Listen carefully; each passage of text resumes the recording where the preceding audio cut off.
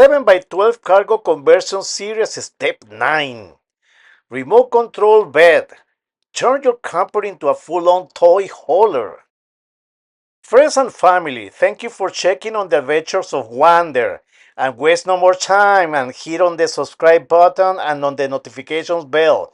By doing it, you're helping my channel grow and you get notification on my latest adventures. And thank you very much.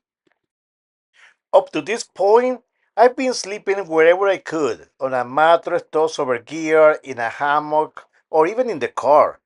These campers been my home, my workshop, and my escape, all at once. But building it while living in it full time, that's a whole different ball game.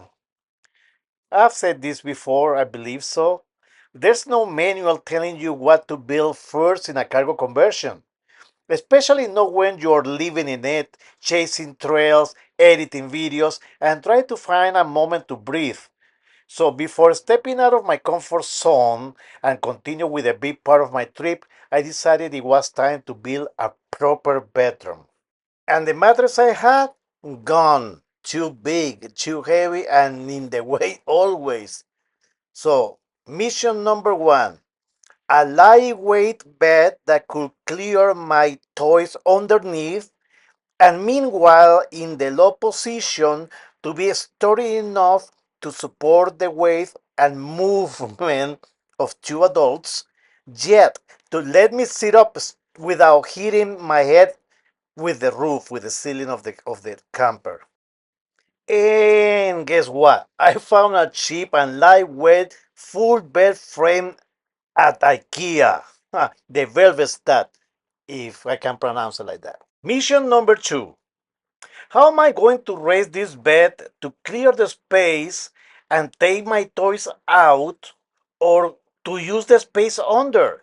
And I built a custom lift system using remote control VEVOR or VEVOR actuators, each one pushing 220 pounds.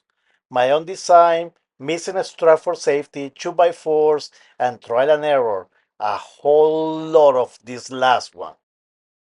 Now, the process, of course, first was to free some space. And I went to this park, saving the name since it became my favorite in the area. I can relatively have some privacy. It is secluded and have met some interesting, really good-hearted people. Also, electricity and water are available and I can relax and focus on the task at hand. I assembled the bed inside the camper. Once armed, I moved to use my strap safety system so I can hold the bed frame at the required height. Next step was to install the stoppers 2x4s that will support the bed and now cutting the frame legs. I even slept with the bed hung like this for about a month, and I would raise it all the way up with a strap to stop it from bouncing and hitting the walls when I was driving. When the actuators or my lift system arrived and I was ready to install it, I noticed the stoppers I used, they were not going to be strong enough. So instead of the stoppers, I went for a full width length with the 2x4s. Now, to be honest, the actuators made the whole thing way easier than expected. I was intimidated and second guessing on my drawings and measurements, but working on the lowest point, which is the key, turned out to be a walk in the park. First of all, the actuators are the core of my lifting system, and I needed them to be at the strongest point in the down position or when it's closed.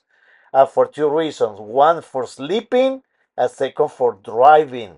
Remember, the actuator is, when it's closed, when the piston is inside, is at the strongest point.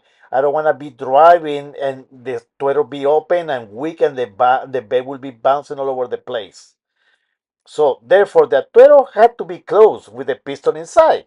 Anyway, I was going to be able to control the extension or the highest point by 30 inches. It's a 30 inches tension, plus the thickness of the bed frame, plus the mattress, and the thickness of the mattress and the pillows or blankets or whatever is on top of the bed. Because let's be honest, if I'm doing full time here, you saw the pictures, I'm not making my bed every day, I'm not planning into. So with all this in mind, with all these variables and drawings and sketchings and measurements and second guessings and all that trial and everything, I went all out for it. I just plugged the tweeters in the mark my low spots on top of the actuator, use the straps to hold the bed safely in the desired position and bolt everything down. I mean, it is way easier to do it than to describe it, to be honest. The real work, tweaking the angles, testing the safety system, and basically making sure that nothing but nothing will stop any of the moving parts when they are operating. And second, that the bed in the down position is sturdy enough, like I planned it, to hold the weight of whatever weight it needs to be held whenever I'm sleeping or whatever it is. I learned this the hard way. The order of things matters. So there's no cookie sheet for this. Hence the reason I'm making this camper conversion series step by step. But after building the bed, I decided what windows I wanted. Yeah. But probably I should have done that first.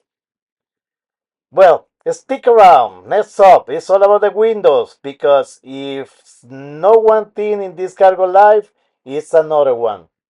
It's always something to do in here. Friends and family, if you like this video, you know what to do. And thank you for watching.